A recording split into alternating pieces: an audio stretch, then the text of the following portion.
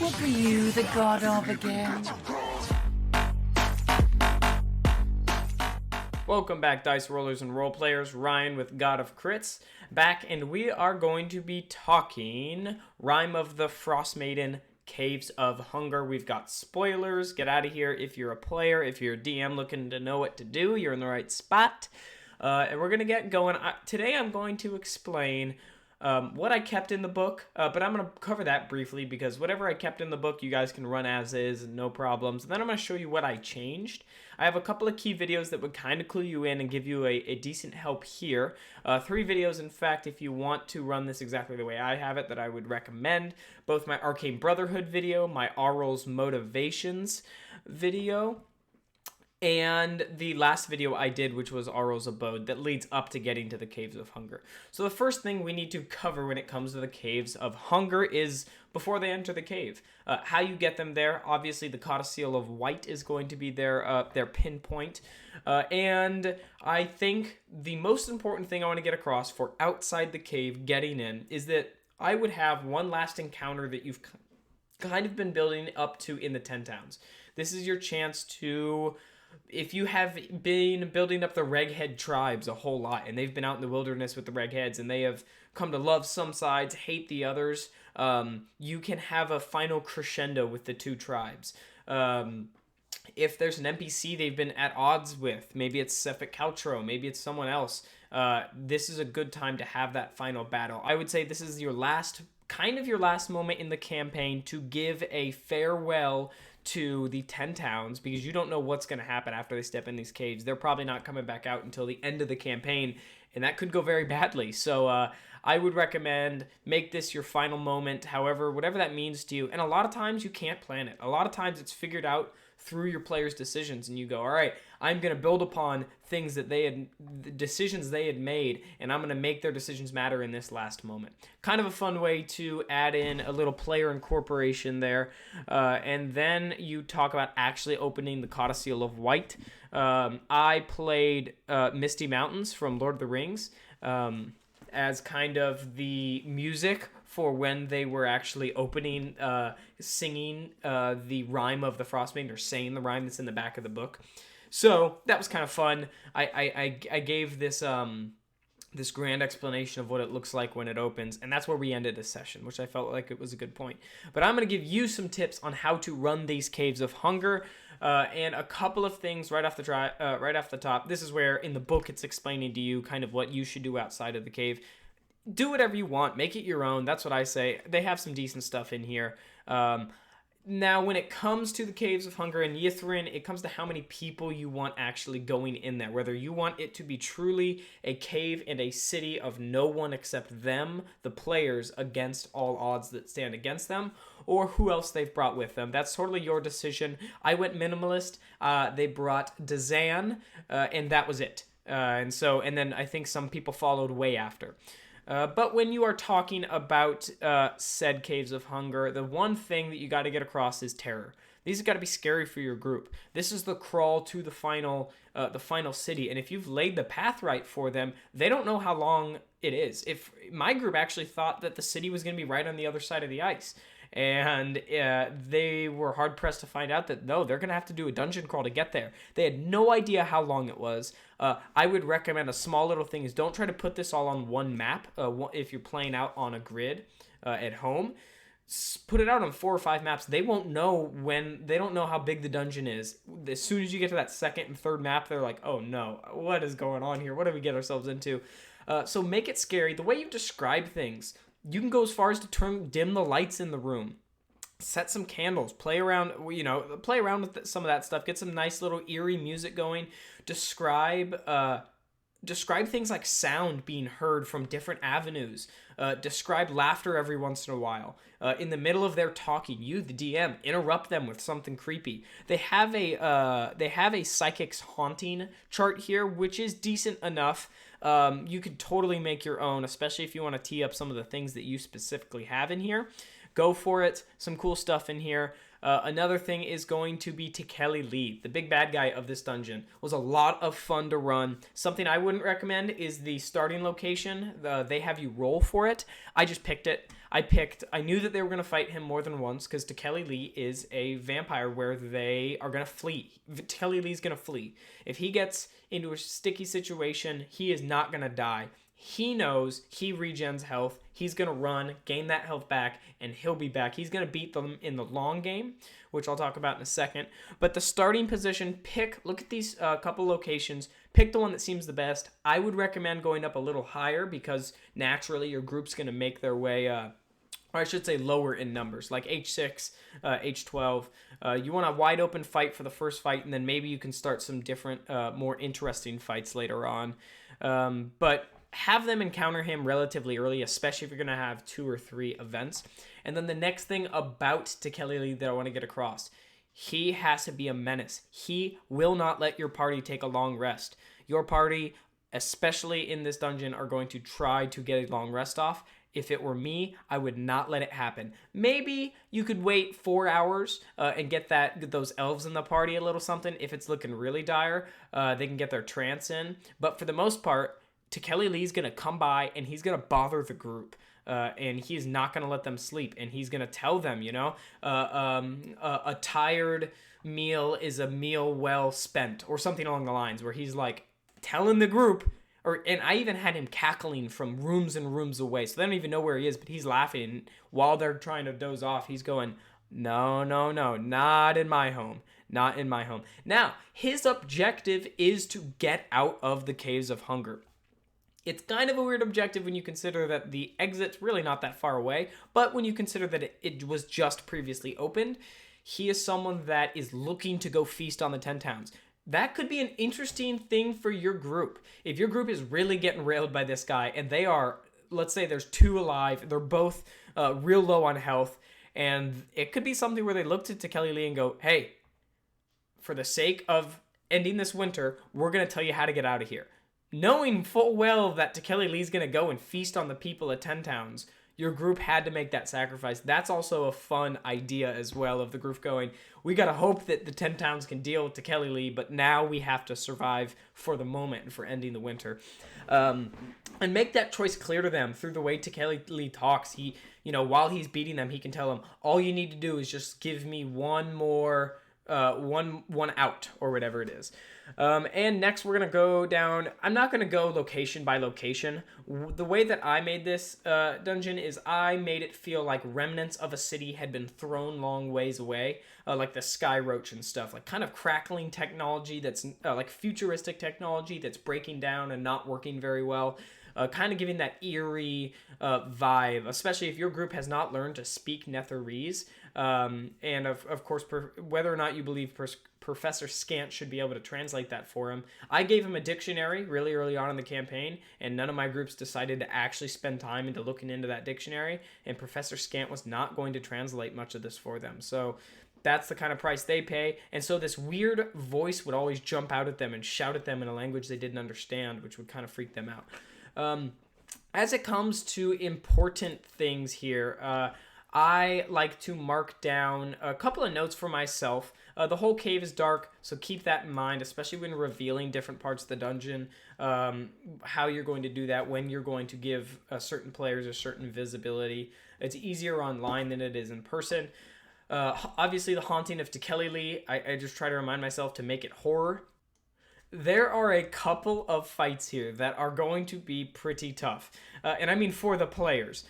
Specifically the Rime, and even like, I think it's H3, the first place you go into has these flame skulls that can just cast fireball on your group, which could be devastating. If three of these flame skulls shoot off a breath weapon, oh my lord, is that going to do some serious damage to your group. But it's up to you as a DM. How do you want to run it? I was pretty obvious. My group came in 6 strong. I realized I was going to go at them, and I was going to hit them hard. You should have a idea if they want to go down to the Rime Den. Go ahead and check out the locations on your in your books there. The Rime is going to be brutal for your group. I kept most everything in this dungeon the exact same as it is in the book. Not much here I'm going to tell you to do outside of the book. However, I would recommend, if you've watched my Arcane Brotherhood video, you know if you're running it the same way I am, whereas the Arcane Brotherhood actually recovered Yithrin a couple of years ago, 50 years ago, and got it operational, and then it crashed again, and that's why Velen and Dazan and all these people are out here looking for it, is because they're all trying to get back to their work. If that's what you are going to run with, you can do some really, really fun things in this cave. Every person, every single Arcane Brotherhood member that could travel with your group, I decided was going to have information they were going to tell the group, information they were going to lie to the group about and not tell them. And that information will come out at the Arcane Eye if you're running it the way I am. The Arcane Eye I think it's H8, acts as memories for the fallen Netherese. I made these memories and I turned them into the last moments on Yithrin for the Arcane Brotherhood members. So example for Dazan, his allegiances really come out, and you start to question if he's actually working with Auril in my campaign. If you watch our campaign, the God of Crits, Rime of the Frostmaiden, there is a episode where they go in and they find out that Dazan potentially is working against them, and they almost turn on Dazan and fight him in the moment, which would have been insane. So this is your moment as the DM. Do the thing that we love the most, which is to stir the pot. So I wrote a small little thing of what each character is going to find if they travel with that group, and they could also find this information out if they're not with the person. There's like these logs of these different members that they can watch as Yithrin crashed. It also gives them it gives you, the DM, a good chance to tease Ariel Larthus. In my campaign, Ariel Larthus was a human that ascended into a demi-lich. And so this chronicles his process. And even the fall of Yithrin, the second one that I told you about that was 50 years ago, that the Arcane Brotherhood were responsible for, Ariel Arthas himself was most responsible for it, and it was him trying to ascend. So then you can get this cool art here that I had found. This is Ariel Arthas on his way to ascension, and the group can kind of see Ariel Arthas for the first time. You should be teasing his name as well throughout the campaign, especially with the Arcane Brotherhood, and this is their first time to really see him and freak your group out. I made Ariel Arthas responsible for the stealing of Velen's eye. When you meet Velen, her eye is gone, and this is where I chronicled that her eye is stolen. Now, if your group's with Velen, the way my group wasn't, but if they were, I was full on ready to say that Ariel Arthas has literally been watching every move that they'd make through her eye, which would have been kind of a fun reveal. And then I got some stuff for Avarice. I even made a chronicle so that they could see some of Ariel Arthas's last moments. This was also post-fall as well, is where I got one there. H19 is where I brought Tekeli Lee back. I don't have it in front of me, but I believe that is the area that has all the mirrors. That made such a fun fight where I created this entire dome. It's the Hall of Mirrors, and I set these different mirrors up, and the group was having to make survival checks, and then eventually they just decided we have to spend our attack actions to knock all these mirrors down, because Tekeli Lee doesn't make a reflection, obviously, but the group does. So they're seeing 20 of themselves, and then all of a sudden Tekeli Lee will pop back up. Super fun fight. Go ahead and watch our video if you want to see how it's done. Nothing much here that I am changing. H21, if you've been listening to my other videos, you know what I'm doing with Threme. And Threme plays a big part in my campaign, so there's a giant torture chamber in here. I could allude some Threme stuff for the end of this campaign to my group. Your Drow outpost here. The Drow is a rough term. I mean, it's not a rough term, but Drow can be taken out and put in anything with your group. I love to play with my group's backstories and make that backstory meaningful. It's a cliche, but so many people's backstories are, oh, I have a brother that I've hoped to see one day, and I don't know if I'll ever see him again. As a DM, you're like, okay, now I have to plug this dude into the campaign. Don't always have to, but it's nice to make that story feel complete, right? This is a good point to do so. There's a Drow outpost that is also looking for the city. They plan to share the wealth of the city if they get there. And I simply made it that this is where if any of my players are looking for someone, that someone's going to show up at the drow outpost. Either allied themselves with the drow, or I'll change the drow completely and make it whatever organization that person was running with. Super fun, super simple, good way to tie in, especially in a place that's so desolate with not very many people. This is your good little bit of outside roleplay to bring in. Next thing, H30. I think the book calls it something else. It's still a pike or a spike. I made it Threem's spike. It's stuck in ice. You can get it out. If you fail to get it out, it goes deeper and deeper and deeper. And I made this weapon have a strength of 20. Oh, it makes the user strength a strength of 20, and this was Threem's spike. Now, depending on the ending you do, if you listen to my ending video, you're going to find out that Threem plays a big part. So getting his weapon could go a long, long way in the end of this campaign when you're dealing with Arl, when you're dealing with Threem, and when you're dealing with Irialarthus. Good fun thing there that kind of looks like a throwaway room, but actually could mean so much in this world. The mummy stuck in ice will take them to the library in Yithrin. He's stuck in the ice. If you release him, a walk. I kept that the same. Okay, now it's time for the warning of the Rimerhazen. The group is going to come across these giant fissures in the ground here in the Caves of Hunger. These fissures are going to lead to Rimerhazens down below. Rimerhazen has an incredibly OP stat block. Oh my gosh. Your group is probably going to die if they are going to go up against a couple of Rimerhazes and a Rimerhaz mother. I'm just warning you here. Especially at the level your group is going to be, this is something that unless you want to punish your group, do not send them down here. What I did is I made it very obvious that these fissures were made from a giant beast that is nesting down there. That's what I did.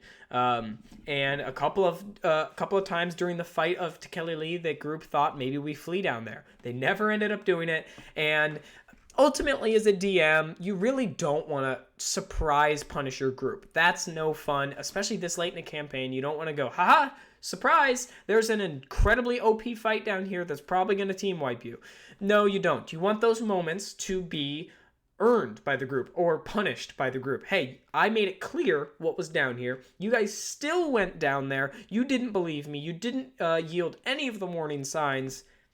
Yeah, now you gotta fight this Rimerhazen. I don't love this Caves of Hunger. I really don't. It suffices as a dungeon crawl, but it kind of really just pushes the group further away from their goal of finding Yithrin, and it kind of just acts as this long intermediary session that both the group wants to get to Yithrin, you the DM want to get to Yithrin, so feel free to speed this up, and once they kill Tekeli, there's not a whole lot of reason for your group to linger here. There's some fun stuff at the end with the lady in the forest that could be exciting.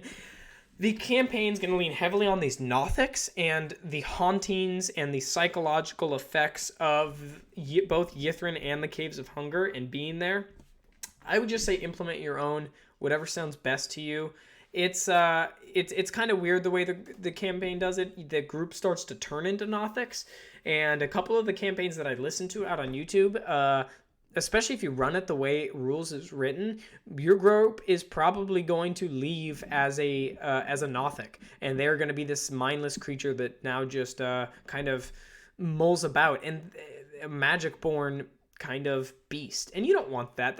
Or I didn't want that. That's not how I wanted my campaign to end. And so I said, the group's not going to turn into Nothics. Maybe I'll have a couple of serious circumstances where Irialarthus could turn them into them, but I don't think I want to run that route. So whatever mental and kind of psychological things you want to play here as a DM, and you know your group best, do it. Whatever's going to freak them out the most, whether it's bringing back part of their history, actually just interrupting them at some times and say, roll for initiative. And the group's like, whoa, all right. They all pull their blades out, and then they realize that Tekeli not here. It was just a whisper that had gone by. And then you tell the group, all right, we're out of initiative. Roll on. And they're like, okay, what's going on? Mess with your group in that kind of ways. I think that would be a lot of fun. You can breeze through this. It's a good little section. Nice little dungeon dive. Big map. Very big map. And yeah, that's all I got for the Caves of Hunger. I think my group liked it. I think they enjoyed it. We're going to move along. And next we are going to cover Yithrin. Oh boy. Until then, roll on, gamers.